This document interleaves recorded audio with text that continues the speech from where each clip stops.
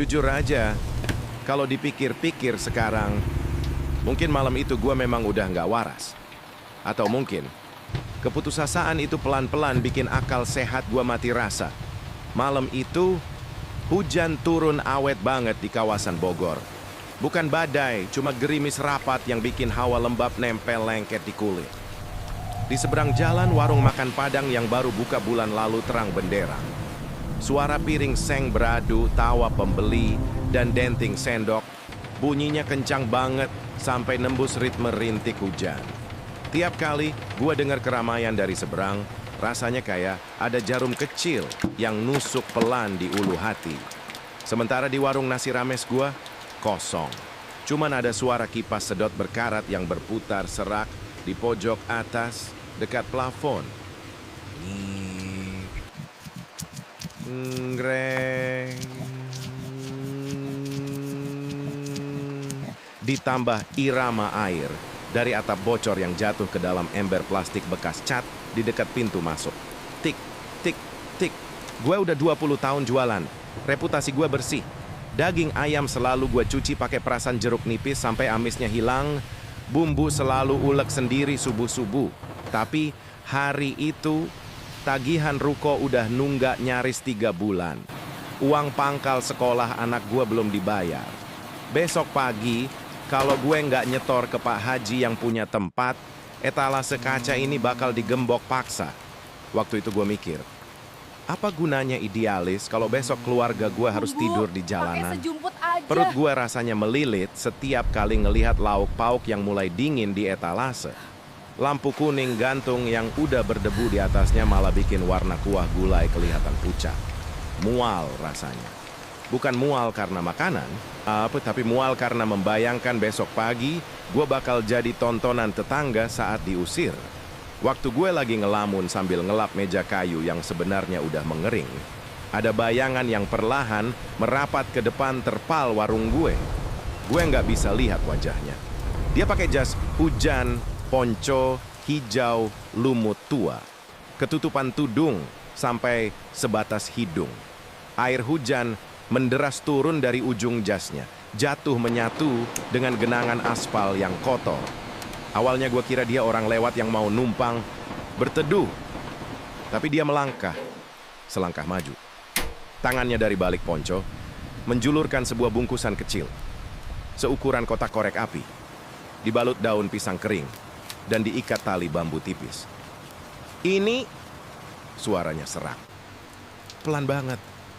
Hampir tenggelam sama suara hujan yang menghantam atap seng warung. Bumbu. Pakai sejumput saja. Pelanggan. Oh, bakal inget terus rasa masakan ibu. Gue diam. Nggak merespons. Pikiran gue sedikit ngeblank. Nggak ada aroma apa-apa dari bungkusan daun itu. Gue ragu mau ambil. Hati kecil gue nolak, tapi entah kenapa lengan kanan gue terangkat dengan sendirinya dan menerima barang itu. Saat jari gue nyentuh daun pisang itu, rasanya agak ganjil. Daun itu hangat, padahal di luar hawanya lagi nusuk tulang dan jas hujan orang itu basah kuyup. Tapi ingat bu, suaranya makin lirik, menyusut jadi bisikan yang entah gimana terdengar persis di sebelah telinga gue. Padahal jarak kami kepisah meja etalase yang lebar. Cuman boleh ditaruh di panci pertama setiap pagi.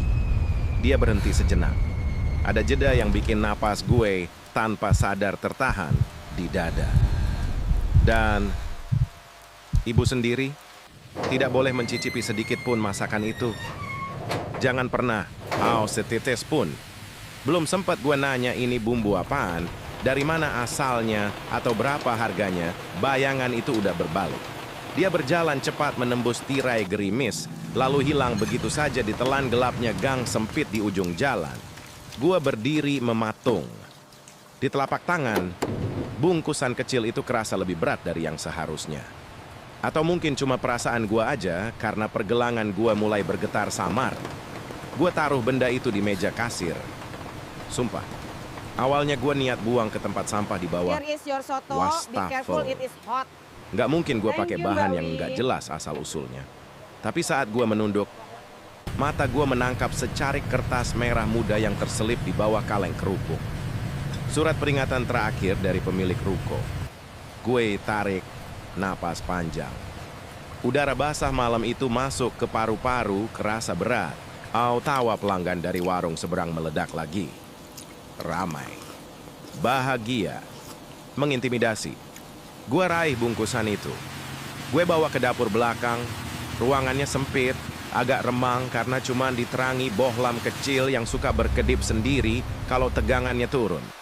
Panci besar berisi kuah soto baru aja gue panaskan di atas kompor gas. Kuahnya mulai bergelembung kecil di pinggiran. Jari gue yang kaku pelan-pelan membuka ikatan tali bambu itu. Di dalamnya ada serbuk halus. Warnanya kecoklatan agak kelabu. Nggak ada bau rempah, bukan bau lada, bukan ketumbar. Biasa saja.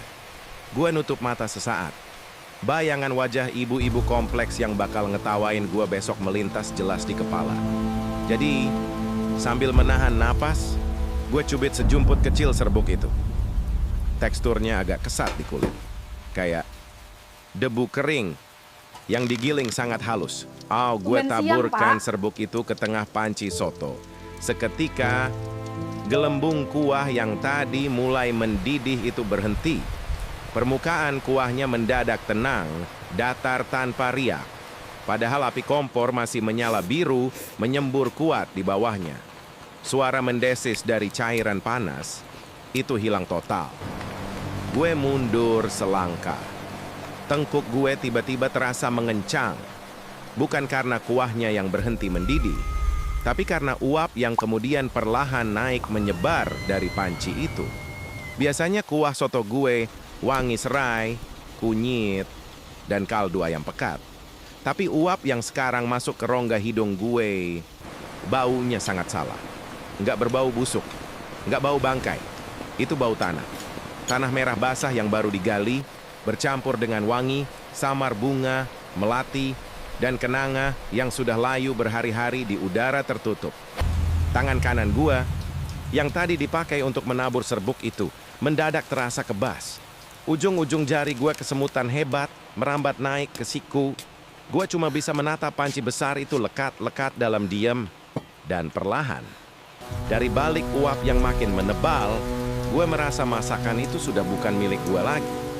Ada sesuatu yang baru saja masuk ke dapur gue. Dan gue sendiri yang membukakan pintunya. Besok paginya, jujur, gue nyaris nangis saking leganya. Waktu itu gue mikir, mukjizat itu nyata. Bayangin baru jam 11 siang, lauk di etalase udah habis setengah.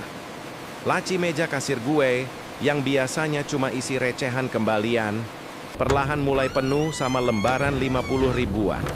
Uang sewa ruko, biaya sekolah anak, semua ketakutan semalam kayak menguap gitu aja. Gue sibuk ngelayanin, bungkusin nasi, nuang kuah soto. Tangan gue sampai pegal. Tapi makin siang, ada yang mulai kerasa janggal. Detail kecil yang baru gue sadari setelah ritme kerja gue agak melambat. Warung gue penuh. Bangku kayu panjang itu sesak, orang duduk dempet-dempetan. Kalau dipikir pakai logika warung makan biasa, suasana kayak gini tuh harusnya berisik. Ada yang teriak minta tambah es teh, ada yang ngobrol sama temennya, atau minimal suara orang kepedesan. Tapi di sini, hening. Satu-satunya suara yang mendominasi ruangan cuma bunyi kratak, seruput, kunyah. Suara rahang, orang-orang yang sedang menggiling makanan. Konstan, terus-menerus. Bahkan suara deru motor di jalanan depan warung, seolah tertahan di luar pintu, nggak bisa masuk ke dalam. Gue coba menepis firasat buruk.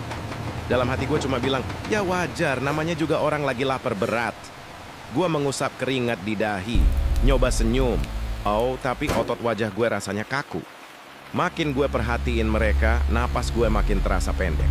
Lalu, Pak Budi datang. Dia ini pelanggan tetap gue. Pegawai kelurahan yang biasanya bawel banget. Kalau datang pasti ngomel dulu soal macet, atau protes kenapa sambalnya kurang banyak. Tapi hari itu, dia masuk tanpa suara. Kepalanya menunduk, bahunya agak turun. Dia cuma menunjuk ke arah mangkuk soto, lalu duduk di pojok, membelakangi jalan. Waktu gue anterin pesanannya, gue nyoba basa-basi. Tumben siang, Pak. Nggak hujan toh hari ini? Nggak ada jawaban. Pak Budi bahkan nggak menoleh. Matanya cuma terpaku ke permukaan kuah soto.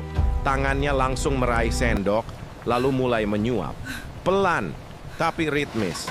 Gue berdiri kikuk di sebelahnya selama beberapa detik. Ada rasa canggung, tapi juga semacam tekanan di dada yang nyuruh gue cepat-cepat menjauh dari mejanya. Gue mundur ke balik etalasi, pura-pura ngelap kaca. Dari situ, gue ngawasin seisi warung. Itulah momen di mana gue lihat kejadian aneh yang pertama. Seorang pemuda di meja tengah yang lagi asyik mengunyah tempe goreng. Tiba-tiba berhenti total. Tangannya yang megang kerupuk menggantung di udara. Rahangnya diam. Matanya yang tadinya fokus ke piring mendadak menatap lurus ke dinding kosong di dekat dapur. Kosong banget tatapannya. Kepalanya agak miring sedikit, gestur khas orang yang lagi nyoba dengerin suara panggilan dari kejauhan. Dia mematung seperti itu mungkin sekitar 5-7 detik. Gue menelan ludah. Tenggorokan gue kerasa kering kerontang. Belum sempat gue nanya dia kenapa. Tiba-tiba dia berkedip lambat. Tangannya bergerak lagi. Ais melanjutkan kunyahannya yang sempat terputus, seakan-akan jeda barusan nggak pernah terjadi. Awalnya gue kira dia cuma ngelamun. Tapi, bukan cuma dia. Beberapa menit kemudian, ibu-ibu di pojok kanan juga ngelakuin hal yang sama.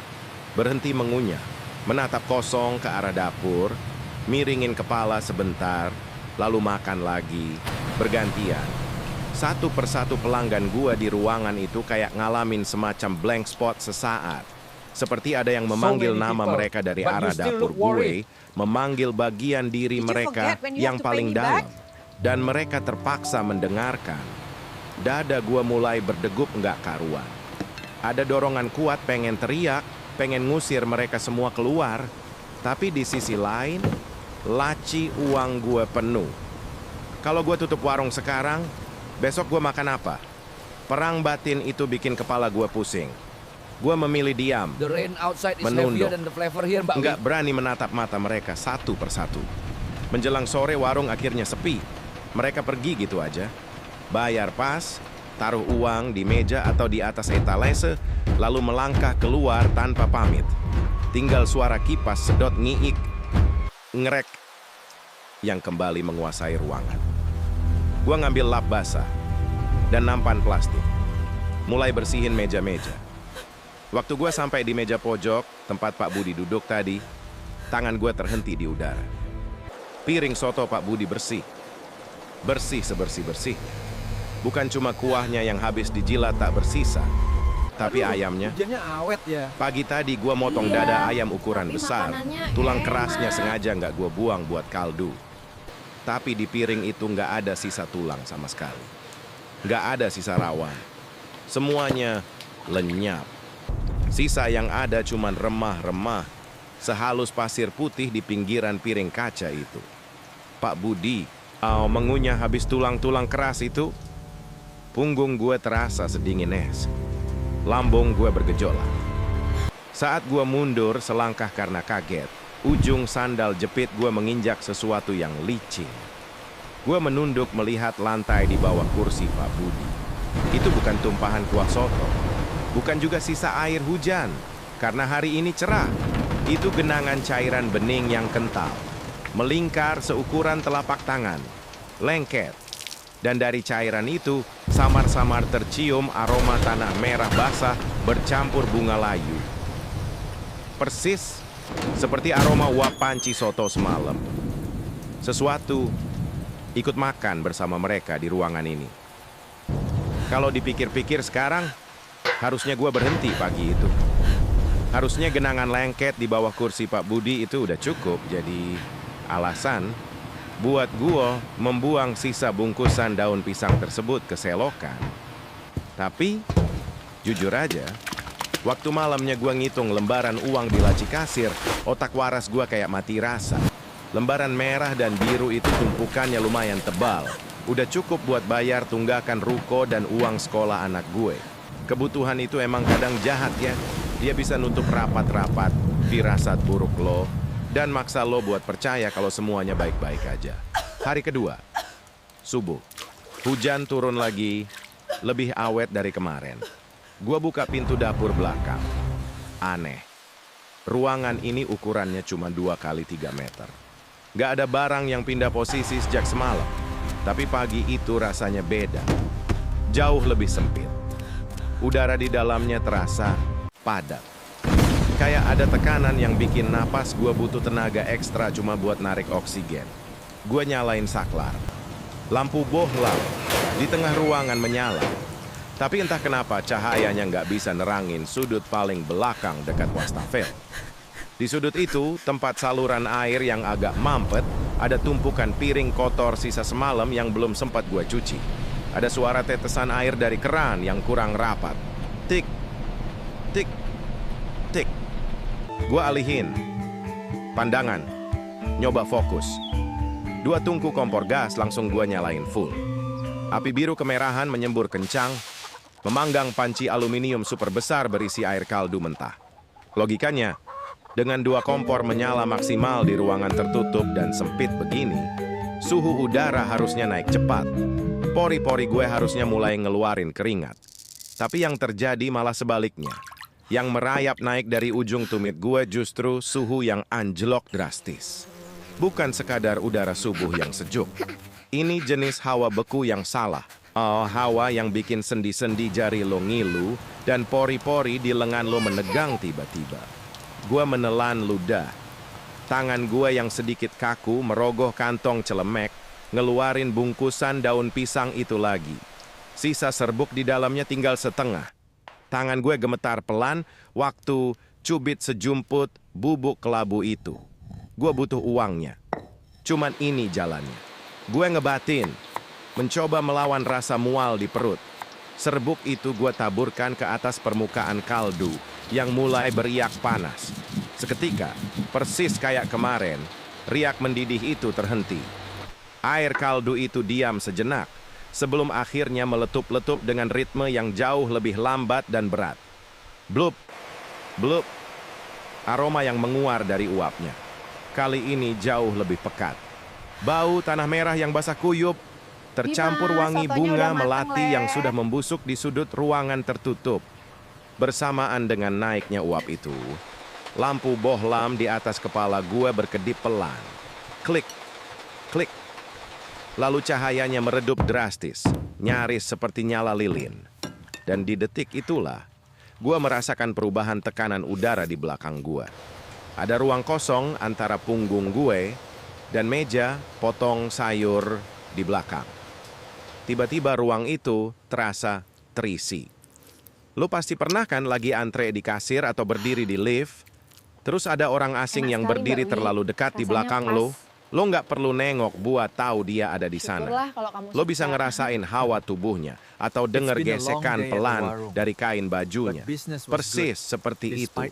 Tapi masalahnya, di belakang gue cuman ada tembok bata dan meja kayu. Otot leher gue seketika kaku. Rahang gue terkunci rapat. Gue mau nengok, tapi insting terdalam gue teriak sekeras-kerasnya supaya gue jangan pernah memutar leher. Terdengar suara gesekan pelan dari arah genangan air di bawah wastafel. Srek, plap. Seperti sesuatu yang basah baru saja menggeser posisi berdirinya. Napas gue tertahan di ulu hati. Gue genggam gagang sendok sayur besar, mencoba mengaduk isi panci. Tapi aneh, tangan gue terasa sangat berat. Seolah-olah ada telapak tangan lain yang ukurannya jauh lebih besar dan sedingin balok es sedang menumpuk di atas punggung tangan gue. Tangan kasat mata itu ikut menuntun gerakan sendok sayur gue. Memutar ke kiri, sangat lambat. Memutar ke kanan, mengaduk dari dasar panci.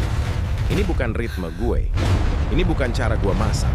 Perut gue bergejolak hebat melihat tangan gue sendiri bergerak mengaduk soto dengan gerakan statis yang di luar kendali otak gue. Aus dapur ini sudah bukan milik gue lagi. Rasa panik mulai mengambil alih akal sehat gue. Enggak, Ini dapur gue. Gue yang masak. Gue hentak tangan gue kuat-kuat, memaksa melepaskan diri dari ritme lambat itu. Sendok sayur besar itu gue banting pelan ke pinggir panci. Tangan kiri gue buru-buru meraih toples garam. Gue tuang 2 sendok makan penuh ke dalam kuah. Gue aduk cepat-cepat dengan sendok kecil.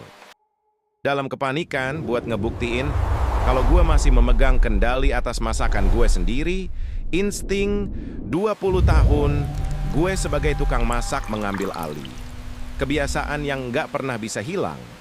Gue harus memastikan rasanya pas sebelum warung buka. Aturan dari pria berjas hujan semalam soal larangan keras mencicipi masakan. Menguap begitu saja tertiup kepanikan. Gue angkat sendok makan kecil berisi kuah kemerahan itu. Uap panas mengepul dari permukaannya. Tangan gue masih gemetar hebat saat gue tiup pelan kuah tersebut. Mata gue fokus ke cairan di sendok. Nyoba mengabaikan sensasi dingin yang makin menusuk persis di jarak beberapa senti dari punggung gue. Gue buka mulut sedikit. Sendok itu perlahan naik. Jaraknya tinggal sejengkal. Hawa panas dari kuah soto itu udah menyentuh dagu gue. Tapi tepat ketika bibir bawah gue sedikit lagi menyentuh pinggiran sendok aluminium itu, suhu di area rahang dan leher kiri gue anjlok ke titik beku. Dan tepat di depan lubang telinga kiri gue, sesuatu menghembuskan napas. Hembusan udara yang sangat pelan, kelewat dingin, dan membawa bau amis darah kering bercampur tanah kuburan basah. Bersamaan dengan embusan angin mematikan itu, sebuah suara serak. Suara yang seolah tidak diproduksi oleh pita suara manusia, melainkan dari rongga dada yang berlubang, bergetar menembus langsung ke gendang telinga gue. Jangan! Sendok kecil di tangan gue jatuh gitu aja. Bunyi denting aluminium nabrak lantai ubin terdengar nyaring banget, memecah kesunyian dapur. Kuah panasnya nyiprat ke pergelangan kaki. Tapi anehnya, gue sama sekali nggak ngerasa perih. Sumpah, waktu itu napas gue seolah putus di tenggorokan. Bisikan di sebelah telinga gue barusan itu, suaranya terlalu nyata. Terlalu dekat. Gue mundur pelan-pelan. Lutut gue lemas banget. Rasanya kayak nggak bertulang. Punggung gue merosot nyender ke tembok yang dingin. Dan gue cuma bisa diam di sana, jongkok sambil meluk lutut sampai suara azan subuh berkumandang dari masjid seberang. Semalaman itu, gue nggak berani nengok ke wastafel. Nggak berani matikan kompor. Pagi itu, warung buka seperti biasa. Atau lebih tepatnya, gue terpaksa buka. Ada cicilan yang harus dibayar lusa. Ada rasa takut dihakimi tetangga kalau tiba-tiba warung tutup lagi, padahal kemarin baru rame-ramenya. Logika gue terus nyari pembenaran. Mungkin semalam lu cuma kecapekan, Wih. Kurang tidur bikin halu. Tapi begitu jam makan siang tiba, gue tahu ini udah jauh di luar batas akal sehat. Warung penuh sesak. Bangku kayu antre. Tapi hawa di dalam ruangan ini sumpeknya beda. Ini bukan pengap karena udara panas. Udaranya justru lembab, berat, dan berbau. Wangi tanah basah yang semalam cuma ada di dapur, sekarang pelan-pelan merayap ke depan, bercampur dengan aroma keringat puluhan orang yang berdesakan. Gua berdiri di balik etalase kaca, ngambilin nasi. Di sela-sela kesibukan itu, gue merhatiin panci kuah soto di samping gue. Apinya udah gue matikan setengah jam yang lalu. Udah mati total. Tapi permukaan kuah kekuningan itu masih terus beriak ringan. Blup, blup. Bergerak sendiri dengan ritme yang pelan dan konstan. Seakan ada sesuatu di dasarnya yang terus bernapas. Perut gue melilit. Gue nyoba mengalihkan pandangan, ngelap embun minyak yang nempel di kaca etalase. Dan dari pantulan kaca buram itulah, gue melihat apa yang sebenarnya terjadi di warung gue. Gue merhatiin pantulan meja-meja pelanggan. Muka mereka menghadap ke depan, ke arah gue. Tapi mata mereka, nggak ada satupun yang ngelihat ke piring, nggak ada yang mandangin makanan mereka sendiri. Bola mata puluhan orang itu melirik statis. terpaku kaku melewati bahu gue. Mereka menatap lurus ke arah lorong gelap yang menuju dapur belakang. Gestur tubuh mereka aneh. Bahu mereka agak membungkuk ke depan, dengan sendok yang terus bergerak menyuap secara mekanis. Sikap mereka itu, kalau lo perhatiin baik-baik, bukan postur orang kelaparan.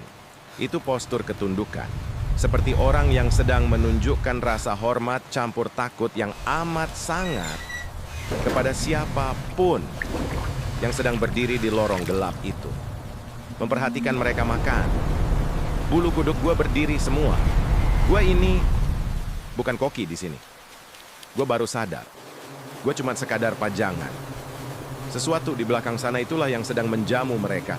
Dan sebagai gantinya ia pelan-pelan menghisap entah apa dari tatapan kosong pelanggan gua. Tiba-tiba suara dari kursi ditarik bikin gua terkesiap. Bang Anton, pemilik warung makan Padang seberang jalan yang tadinya saingan berat gue. Warungnya sepi total hari ini. Dan sepertinya dia nggak tahan buat nggak nyari tahu. Dia berdiri di depan etalase, senyumnya miring, matanya menyelidik. Wah, pakai penglaris dari gunung mana nih Mbak Wi? Bagi-bagi dong ilmunya, masa tetangga dibikin mati kutu gini? Celetuknya dengan nada bercanda yang tajam. Dada gue bergemuruh, jujur ada rasa takut setengah mati, dia bakal sadar ada yang nggak beres. Kalau dia ngomong ke warga, habis sudah gue. Diusir, dicap main dukun. Biasa aja bang, rezeki lagi mampir, jawab gue pelan. Tangan gue agak gemetar waktu nyerahin semangkuk soto ke dia. Bang Anton bawa mangkuk itu ke meja tengah. Dia duduk santai, nyendok kuah dengan gaya meremehkan. Mulutnya setengah terbuka, siap buat ngasih komentar sinis soal rasa masakan gue yang murahan. Suapan pertama masuk ke mulutnya, dia menelan. 1 detik, 2 detik. Tangan Bang Anton yang memegang sendok tiba-tiba berhenti di udara. Senyum meremehkan di bibirnya lenyap, otot wajahnya mengendur total seperti kain basah. Matanya yang tadinya nyalang menatap gue, perlahan meredup. Kosong. Lalu, kepalanya bergerak sangat pelan, patah-patah, menoleh ke arah lorong dapur. Persis seperti yang lain. Rahangnya mulai mengunyah tanpa suara, sementara sebulir keringat dingin mengalir turun dari pelipisnya. Gue nggak bisa napas. Gue kenal Bang Anton. Dia orangnya rasional, galak, nggak pernah percaya hal mistis. Melihat dia berubah jadi boneka kosong di depan mata gue sendiri, itu menghancurkan sisa-sisa pertahanan mental gue. Ini salah. Ini bahaya banget. Kalau terus begini, bukan cuma warung gue yang hancur.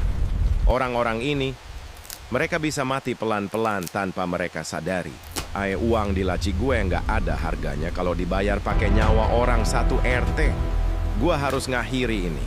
Sekarang juga, gue putar badan menghadap panci raksasa itu. Ide gila muncul di kepala. Tumpahin aja. Kalau masakan ini hancur berantakan di lantai, warung terpaksa tutup. Semuanya selesai. Nggak ada lagi yang bisa dimakan. Nggak ada lagi transaksi ini. Gue angkat kedua tangan gue. Niat gue udah bulat buat mendorong pinggiran aluminium panci itu sekuat tenaga. Tapi, detik di mana ujung jari gue berjarak 2 cm dari kulit panci, ruangan di sekitar gue seakan kehilangan gravitasi. Kedua, lengan gue mendadak terasa luar biasa berat, seolah dicor pakai timah panas. Otot bahu gue terkunci paksa. Bukan karena kram. Ini dikendalikan dari luar. Gue mencoba meronta, mencoba menjerit nyuruh tangan gue sendiri bergerak maju. Tapi nggak ada suara yang keluar dari tenggorokan gue, kecuali rintihan tertahan. Pelan-pelan, sangat pelan. Di luar kehendak gue, kedua tangan gue turun dengan sendirinya. Jari-jari gue menekuk, meraih gagang muoi besar secara mekanis. Lalu tangan gue bergerak mulus, menciduk kuah kemerahan itu. Menunggunya menetes sejenak. Lalu menuangkannya perlahan ke mangkuk kosong yang baru gue siapkan. Air mata gue menetes deras, jatuh ke atas meja kayu. Gue terkurung di dalam tubuh gue sendiri. Berdiri kaku di balik etalase, terus mencedok kuah tanpa bisa berhenti. Dipaksa menjadi pelayan patuh bagi sesuatu yang menolak untuk pergi dari dapur gua. Gue nggak tahu berapa lama gue terjebak dalam kondisi memuakkan itu. Berdiri kaku, terus-menerus melayani, sementara mata pelanggan gue semuanya kosong menatap lorong gelap dapur. Rasanya kayak gue lagi nonton hidup gue sendiri dari luar tubuh. Sampai akhirnya, alam yang memutuskan buat turun tangan. Malam itu, hujan gerimis yang sedari tadi awet, tiba-tiba berubah jadi badai. Angin kencang menghantam terpal depan warung sampai berbunyi plak, plak, plak. Dan tepat ketika seorang ibu-ibu mengulurkan piring kosongnya ke arah gue dengan gerakan mekanis, sebuah petir menyambar luar biasa keras. Jedar! Bersamaan dengan dentuman yang bikin telinga pengang itu, seluruh aliran listrik di jalanan ini mati total. Gelap gulita. Kipas penyedot debu yang biasanya berdecit mendadak berhenti. Suasana warung yang tadinya cuma diisi suara kunyahan seketika tenggelam dalam keheningan yang mencekam, diselingi gemuruh hujan di luar. Dan di detik kelistrikan itu mati, tekanan gaib yang sejak tadi mengunci otot lengan gue, mendadak putus. Kayak ada tali pengekang yang tiba-tiba putus ditarik paksa. Gue terhuyung ke depan, menabrak meja etalase. Napas gue memburu rakus, menyedot oksigen sebanyak-banyaknya. Di tengah kegelapan itu, insting bertahan hidup gue mengambil alih akal sehat. Ini satu-satunya kesempatan gue. Kalau lampu ini nyala lagi, gue nggak yakin gue masih punya kendali atas tubuh gue sendiri. Dengan sisa tenaga dan gemetar yang luar biasa, gue putar badan. Gue dorong badan panci aluminium raksasa itu dengan kedua tangan dan bahu gue. Bodoh amat sama panasnya. Perang! Panci itu terguling hebat ke lantai ubin. Kuah soto, sisa daging, dan entah apa lagi yang berdiam di dasarnya, tumpah berhamburan. Suara cairan panas yang mendesis menyentuh lantai dingin memenuhi ruangan. Seketika, aroma tanah kuburan basah meledak tajam. Jauh lebih pekat dari sebelumnya, sampai bikin gue muntah cairan kuning saking mualnya. Gue nggak peduli.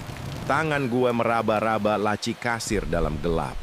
Jemari gue meraup semua lembaran uang yang ada di sana, menjejalkannya ke dalam tas selempang. Serakah? Egois? Iya. Silakan caci maki gue. Tapi waktu itu di kepala gue cuman ada satu pikiran. Bawa kabur uang ini buat anak gue dan pergi sejauh mungkin dari tempat ini. Gue lari menerobos meja pelanggan, menabrak bahu beberapa orang yang masih duduk membeku di kegelapan. Gak ada yang protes, gak ada yang bergerak. Mereka cuma diam, menunggu dilayani oleh sesuatu yang kini kehilangan mediumnya. Gue gembok rolling door, warung dari luar dengan tangan gemetar. Malam itu juga, dengan baju basah kuyup, gue naik bus malam, meninggalkan Bogor, meninggalkan hutang sisa ruko, dan meninggalkan orang-orang dengan tatapan kosong itu. 6 bulan berlalu sejak malam badai itu. Gue kembali ke kampung halaman di daerah Jawa Tengah. Jauh dari hiruk-pikuk kota, uang dari laci kasir malam itu cukup buat nutup hutang rentenir dan menyambung hidup di desa. Gue tinggal di rumah kayu peninggalan orang tua, nemenin anak perempuan gue dan cucu laki-laki gue, Bima, yang baru umur 5 tahun. Gue kehilangan warung, kehilangan kebanggaan gue sebagai pedagang. Tapi seenggaknya, gue merasa aman. Gak ada lagi aroma tanah basah. Gak ada lagi suara bisikan yang bikin tengkuk kaku. Di sini, udaranya segar, wangi daun pisang, dan kayu bakar. Pelan-pelan, kewarasan gue mulai pulih. Meski tangan kanan gue kadang masih suka gemetar sendiri kalau lagi pegang pisau. Luka trauma itu nggak pernah benar-benar sembuh. Cuma tertutupi rutinitas. Siang itu, hujan turun rintik-rintik di luar. Suasananya bikin gue rindu masak. Sudah setengah tahun gue nggak berani nyentuh bumbu kompleks. Tapi hari itu, demi nyenengin Bima yang lagi rewel, gue memberanikan diri masuk dapur. Gue bikin soto, ayam, rumahan, biasa. Pakai bumbu segar yang gue ulek sendiri. Bawang merah, bawang putih, kunyit, serai. Wanginya normal. Bau kaldu ayam murni yang gurih meruap ke udara. Mengusir sisa-sisa ketakutan di sudut hati gue. Nggak ada serbuk aneh. Nggak ada pantangan nyicip.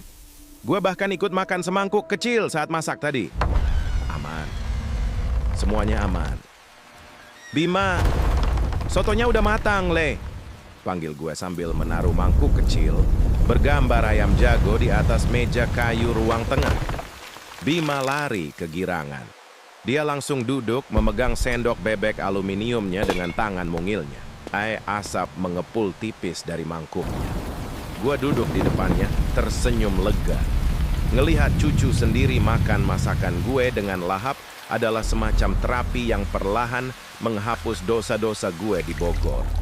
Bima meniup kuahnya pelan, lalu memasukkan suapan pertama ke mulut kecilnya. Dia menelan. 1 detik. 2 detik. Senyum di wajah gue perlahan pudar. Tangan mungil Bima yang memegang sendok tiba-tiba berhenti di udara. Rahangnya yang tadi bergerak mengunyah, diam mematung.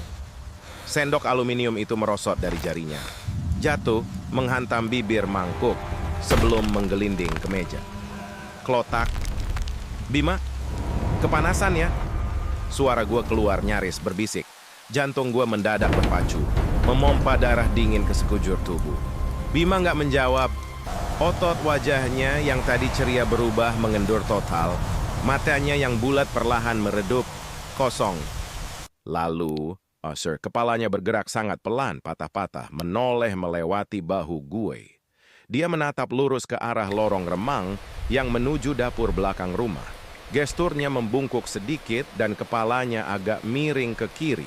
Postur ketundukan dan pose mendengarkan panggilan dari kejauhan. Persis seperti pelanggan di warung gue 6 bulan lalu. Udara di ruang tengah itu mendadak anjlok suhunya. Bulu kuduk gue berdiri sejajar. Dan perlahan, dari arah dapur belakang, menguar aroma yang sangat gue kenali. Bau tanah merah basah, bercampur wangi bunga melati yang membusuk. Air mata gue menetes tanpa suara. Baru saat itulah, sambil menatap cucu gue yang sudah kehilangan jiwanya, gue sadar satu kenyataan yang paling mengerikan. Perjanjian malam itu, pantangan itu, bukan mengikat pada warung atau panci di Bogor. Sesuatu yang gue izinkan masuk lewat serbuk itu tidak pernah menetap di sana. Ia menempel di kedua tangan gue.